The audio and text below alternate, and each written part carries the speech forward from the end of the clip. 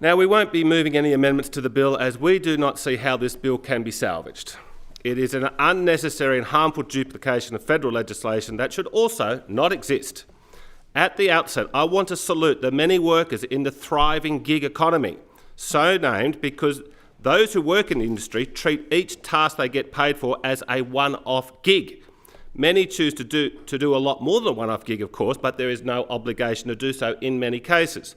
The gig economy is laissez-faire economics at its finest. It is an industry that has sprung up without any so-called government assistance because it can stand on its own feet and thrive.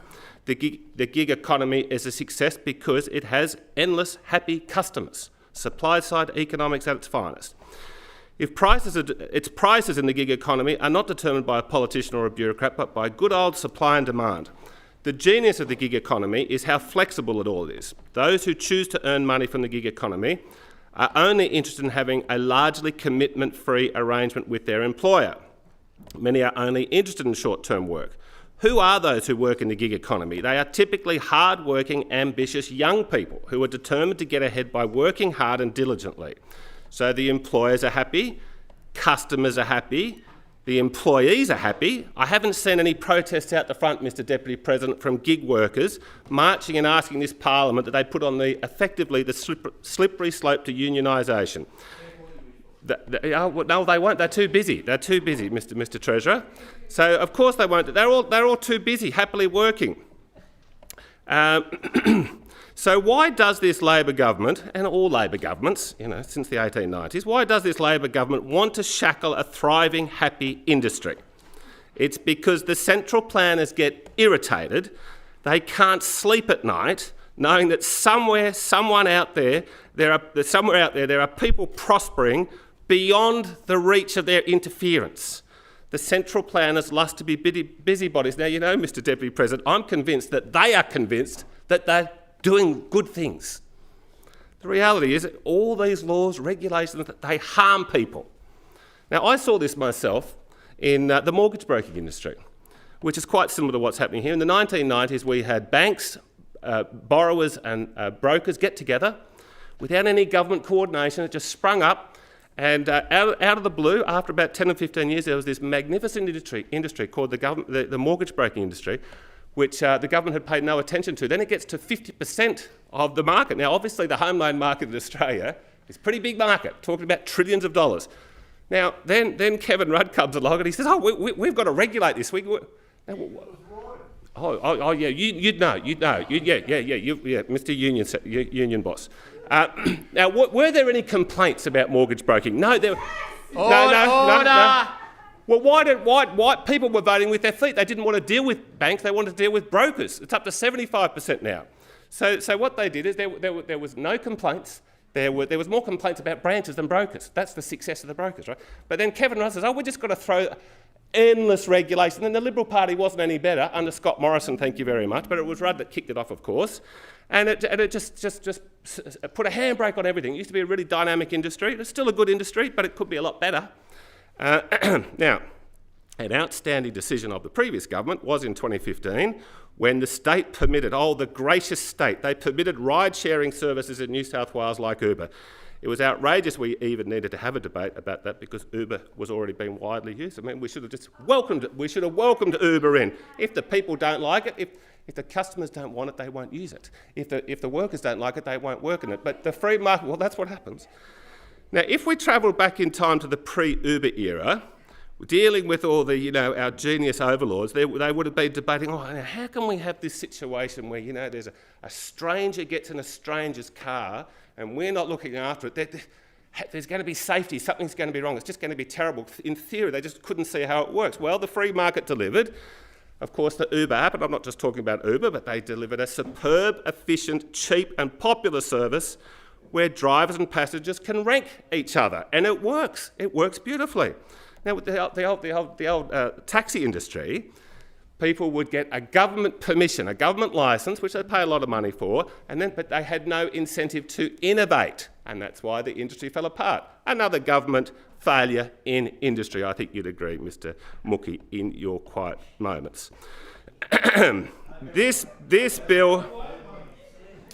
Well, look. I think he knows what's going on. We're working on it. We're going to make him like Michael Costa. He's going to evolve with time. Yes. This bill far exceeds the government's original election commitment to bring gig workers under Chapter 6 of the Industrial Relations Act. I remind the House this commitment has been well and truly overtaken by events, specifically by the Albanese government's federal reforms, and I think the Leader of the Opposition, I didn't know a lot of that history, all makes sense. So yeah, we've already got these laws. And what the Leader of the Opposition says, look, if you're going to bring in these laws, we don't believe in these laws of the Libertarian Party, but if you're going to have these laws, they should be at the federal level, not the state level, because obviously the gig economy is a national industry. Despite these federal events and with minimal consultation with industry, the government is pushing ahead with unnecessary, rushed piece of legislation with no compelling justification for the urgency. This bill dramatically expands the scope of industrial disputes in New South Wales, allowing unions to bring forward disputes on just about any so-called industrial matter. Before the New South Wales Industrial Relations Commission, it removes the public interest test. No longer will these disputes need to be tied to compliance with an actual industrial instrument. This opens the floodgates for the Transport Workers Union to bring disputes on virtually any issue relating to platform work, including pay, conditions, terminations, discrimination, surveillance, and even established industry customs. Sounds like misery for everyone except for the unions and their legal mates.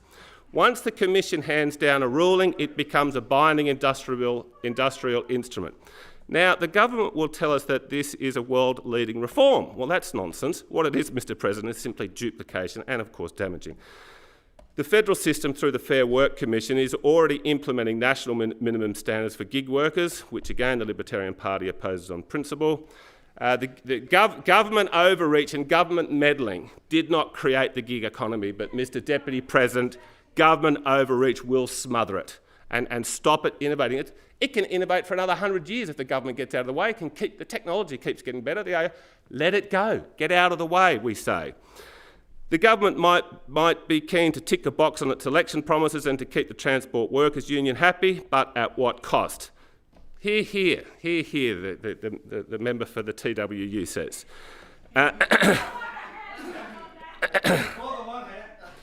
This bill is not just unnecessary, it is actively harmful. If passed, the only thing this bill will achieve is confusion, red tape and wasted resources. This bill will burden businesses, tie up gig workers and needless disputes, and in the end, increase the price for consumers. That's what's going to happen, Mr. Deputy President. There'll be less people will be wanting to get into the industry to work. And prices will go up, of course. That's what will happen. All this, it will, of course, deter new entrants to the marketplace, and central planners will have achieved what they want. They will have stagnated a flourishing industry, but they will have control and oversight. I urge the House to reject the bill and for the Minns government to cease their endless kowtowing to union shopping lists. And as far as the Honourable John Ruddick is concerned, who came in here and regaled us with the virtues of a totally free market, let AI rip, let platforms rip, and to hell with what happens to workers as a result, this is insanity writ large. Now, technology is a great thing. Platforms that ease or lubricate the sort of information between people and goods and services is a good thing, but not at the cost of workers' rights, not at the cost of workers' rights. And this gig economy, this gig platform technology is an example of things to come, Madam Deputy President, and I know you've done a lot of work on this as well. With the spectre of artificial intelligence, unless we get in front of this and preempt what's going to happen and legislate and empower workers to control AI and not the other way around, we're going to be in here time and time again playing catch-up. And we shouldn't have to play catch-up.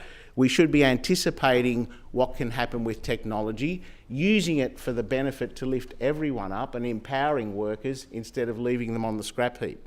Now, this legislation picks up the pieces and makes sure that doesn't happen.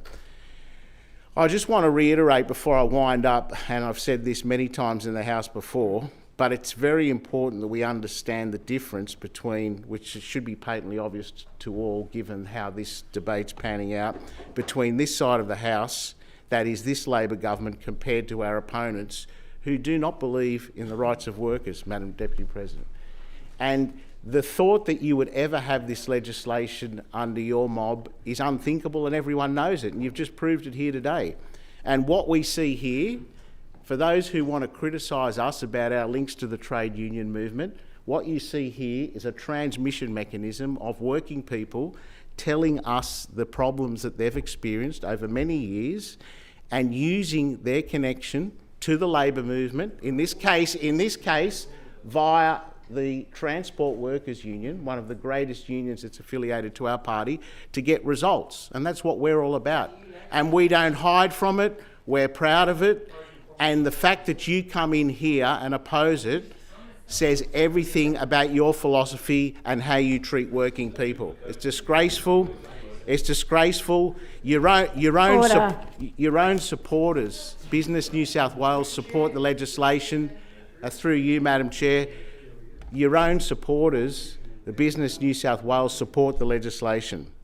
I just want to finish up by reiterating the decades of effort from the TWU and their members to bring this to fruition. I want to acknowledge the strong advocacy of Tony Matthews, Richard Olsen, who I know can't be with us today, Assistant Secretary of New South Wales Branch, Nick McIntosh, of course.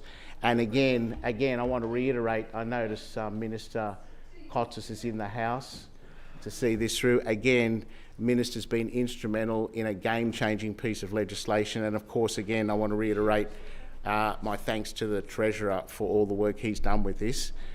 Commend the bill to the House. As I said, this is a Labor government doing very, very Labor things.